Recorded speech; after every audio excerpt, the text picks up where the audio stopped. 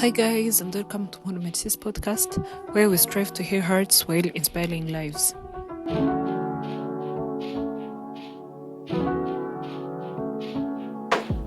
So today we're going to talk about anxious avoidant trap.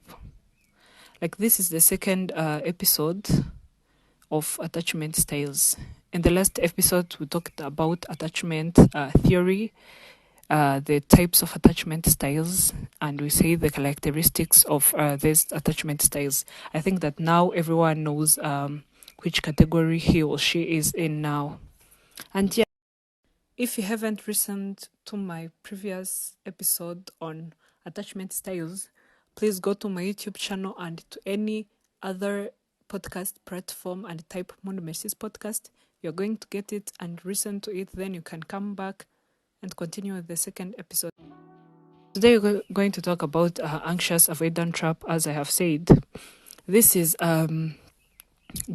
something which has been happening in our relationships these days. Like the psychologists have said that about 80% of couples are in this dilemma. So let's dive in and understand what this anxious avoidant trap is. Let's start. As we said, anxious people are those people who like closeness and intimacy in a relationship, but on a high level.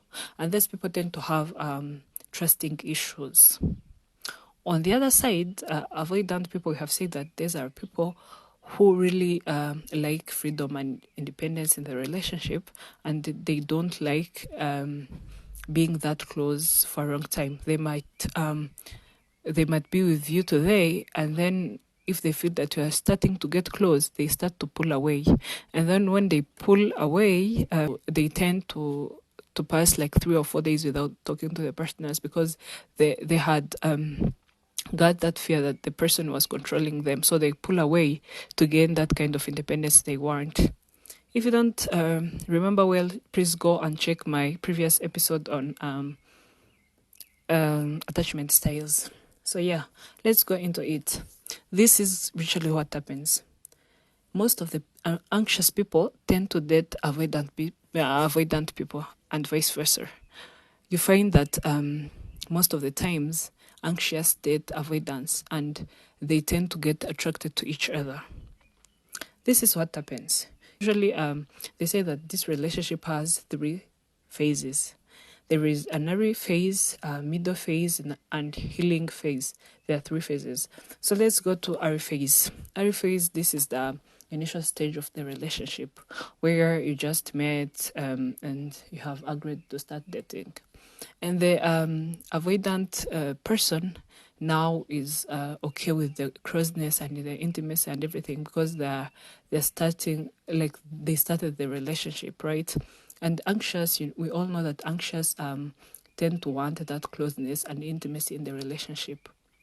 So when they're dating the avoidance, they get that that satisfaction within the first days of the relationship. And then they feel satisfied, they feel like their needs are being met by their partners. So what happens when the relationship have gone to 1 month to 2 months? Then the avoidants start to feel like they are like in the cage, they are being controlled because of that level of intimacy which is held between the avoidants and the anxious people. So when they feel that kind of fear that they're being caged in the relationship, they start to pull away, spending days without talking to their partners, or either acting as if they are busy so that they don't get to spend much time with their partners. This is done as a mechanism to gain that freedom and independence that they always desire. While on the other side, when the anxious person starts to see that the partners have started to pull away, then the anxious people start to wonder what's wrong, and they never feel like there is something wrong with their partners. They feel like they have done something wrong, so they start to pull back, like to work toward that anxious person to pull back them, and try to give them more love so that they could continue the intimacy thing. This is the middle stage. And as the anxious person start to push or force the relationship, also the avoidant pulls away so that they can feel stable and have that kind of freedom they want. This causes the anxious person to have that struggle, feel like what's wrong, and start to look for approval that everything is okay. As they start to look for approval, then the avoidant people pulls away. Let me give you an example. Look at these people who are dating. Giving an example, Kevin and Deborah. Like, they've been dating, and Kevin is an avoidant while Deborah is an anxious person. First weeks of the relationship, they were okay. Like, they were okay, talking every day, going on dates. Like, everything was good. But after a few weeks, Kevin starts to feel like he's caged in the relationship. Like, he wants his time alone. And then maybe starts to decrease the time that he was talking to Deborah and what. Then this time Deborah will be like, what's happening, And then start feeling like maybe he's hating me, maybe he had seen other girls who are better than me, maybe, maybes, those maybes which are many, I know. Deborah start to do something which might pull back this guy towards her. And if he starts doing those things, Kevin would pull away again so that you might get the independence. And then they're always fighting. I called you and you never took the call. Why did you do that? And the guy's like, I wasn't in mood to talk. Why? Let me give you another example. Maybe the anxious person calls the avoidant partner, and then the avoidant partner maybe is talking over the phone. But maybe for almost an hour or 2 hours. And then the avoidant person might get angry over the fact that this person was talking over the phone. Even the person would explain that I was talking to my boss or either my mother or my sister, but the anxious person would be like, he's cheating for sure. Like, there is no hell way he would be talking to a person for an hour without cheating. So, like, anxious people, they never believe in themselves. People, if the person is not taking care of you or is not being there for you, then he's cheating, which is not the case for avoidance. Avoidance feel like don't have any responsibility to talk to you every time. We have to talk on this time, but we don't have to spend years while talking. So this causes the fights. We know that most of the fights that are happening in our relationships and other people's relationships, is them. I have had this girl, she's an avoidant, and she was saying that this person, her boyfriend, is really stressing her out. Like, she doesn't understand the fact that the guy wants to talk to her every day, wants the dates to be more frequent, and she likes being independent for, like, she says that I want maybe 2 dates within a month, but I don't want to always be with this guy for every day. I really can't take it. And I feel like at first I was like, please try to understand, he loves you and what. But after reading the attachment style theory, I've come to understand that this girl, she's an avoidant, and she's not and she doesn't want that kind of closeness that the guy wants. And I found out that the guy was anxious. We have seen that they fight every day. So let's dive in and discover if they can heal the relationship and continue, or if they have to break up. Yeah. So this third phase, as I have said, this relationship has 3 phases. The first one is early phase, the second is middle phase, and the third is the healing stage. So at the healing stage, this is a stage where you are trying to solve the problems. Like, you have to determine, why are we fighting every day? What's really wrong in our relationship? So this healing stage, this is where there comes a decision whether you have to continue the relationship or if you are breaking up for good. First, what I want to talk about this healing stage, it is really not guaranteed that this anxious avoidant relationship will work, but it can work, but not most of the times, because you might meet the person who is 100% avoidant, and this person might date a person who is 100% anxious. It's like two parallel lines, as we have studied in mathematics. So at this healing stage, this is where you determine, do we continue the relationship or either we're not. If there are these people who are like 30% anxious or either 30% avoidant, there's people, if they're dating, the relationship might work. But then if a person is 100% anxious and you're 100% avoidant, research and psychology doesn't think so. Like, you have to break up, and I don't think that you could make it. Okay, let's continue with the ways you can solve this anxious avoidant dilemma. First of all, most of the people who are in this relationship, they are caught by the thing of always blaming their partners for whatever fights they're having. You'd be like, my partner does this, my partner does this. But that's not the case, because you have things that you will be like, my partner doesn't understand me, but I don't think like you really understand him too. Do you? I don't think so. So it is important to sit down with yourself and figure out what you want.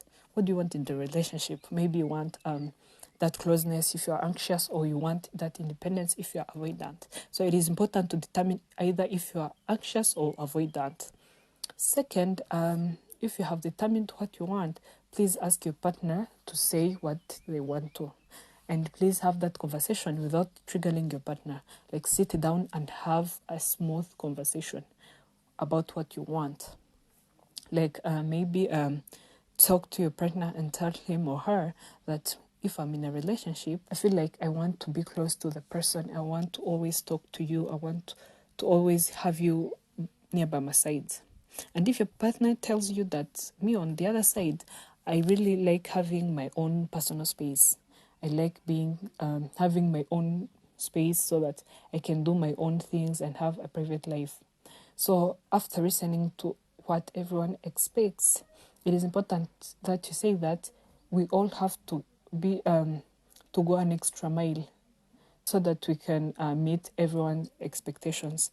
For example, you have like if your partner says that he or she wants some kind of space, you have to try and reduce that time that you spend together, so that this person might feel okay and having that kind of space to themselves.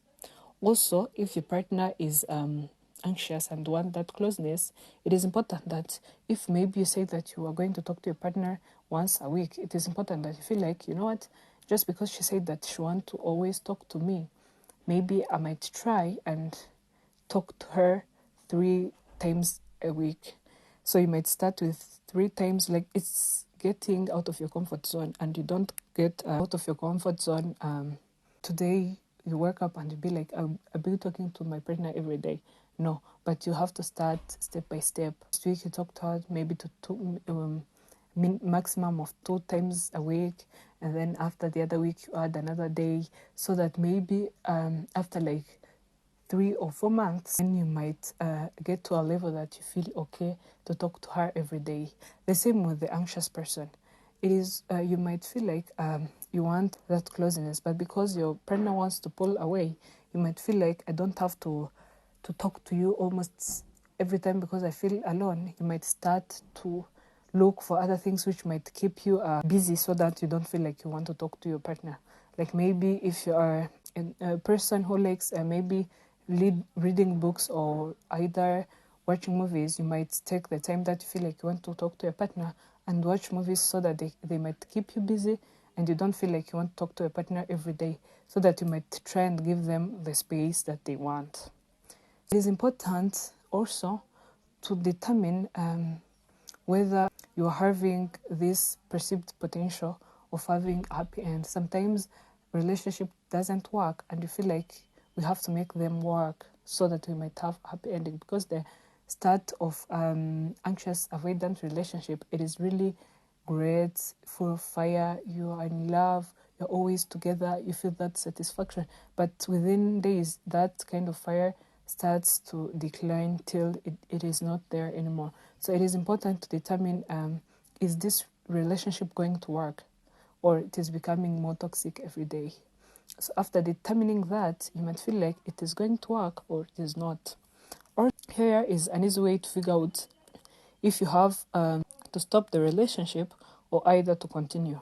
First of all, does this person contribute to your sense of purpose? Like, does this person go hand in hand with your life purpose? Or either it is not the case. So do you see yourself as happy with this person in the future? If you're always fighting over stupid things, do you think that in the future you could be together and you'd be happy for that? Like, there's this person who it's been almost a year and you're always fighting over one thing. You have become this always angry person. There is no friend of yours who wants to talk to you because you're always angry. They don't know why. Other people are depressed because of the relationship. So it is important to determine, do you see yourself happy with this person in the future? If not, please cut him or her off and get on with your life. Please break up with her. Also, do you feel safe speaking your mind? Do you feel this person understand you? If this person doesn't understand you, then you don't have to stay, because if you stay, you are going to lose your mind, trust me, because of this person. So it is important to understand our partners, either they're avoidant or anxious, and it is important that they understand us too, so that we might be on the same page, even though we have different attachment styles. Also, are they generous in spirit? Like, are these people who might go an extra mile for you to be happy? If that's not the case, I don't know why you are still here, because you will be emotionally drained because of this person. Also, do you have the same long-term goals with this person? If that's not the case, why are you even dating him in the first place? So please, guys, think about it more. Also, do you have similar values? There are these people who have really different values. And even though similar values, this person might respect your values and respect who you are. If you don't have the same values and he or she doesn't respect you, I don't know why you're with a person who doesn't respect you. So it is important to sit down with ourselves and determine what we want in the relationship, determine whether what we want in the relationship aligns with this person we are together. If it aligns with it, cool for you. If it doesn't, please, I don't want you to face difficulties in this relationship and be depressed over a person. Please leave him or her for good. I don't want you to take decisions. I don't want to take decisions for you, but I want you to think about it and determine whether this is going to work or not. You might have that conversation and you might agree to do things so that the relationship might work. But if you have had that conversation for more than 3 to 4 times, then I think it is time to stop hurting yourselves and go apart. Like, leave each other. I know you love your partners, but it is time to think about yourselves and your mental health, because as the time goes, you might find yourself that you are really emotionally unstable due to that relationship.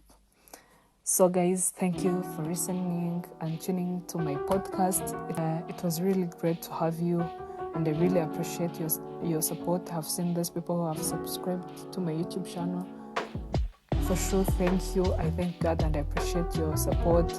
It's been really amazing how within a few days I have got more subscribers as I have now. So guys, thank you very much, and I feel like you learn more as you continue to listen to my podcast. So guys, tell a friend to tell a friend, and you all come and listen to my podcast. And thank you very much.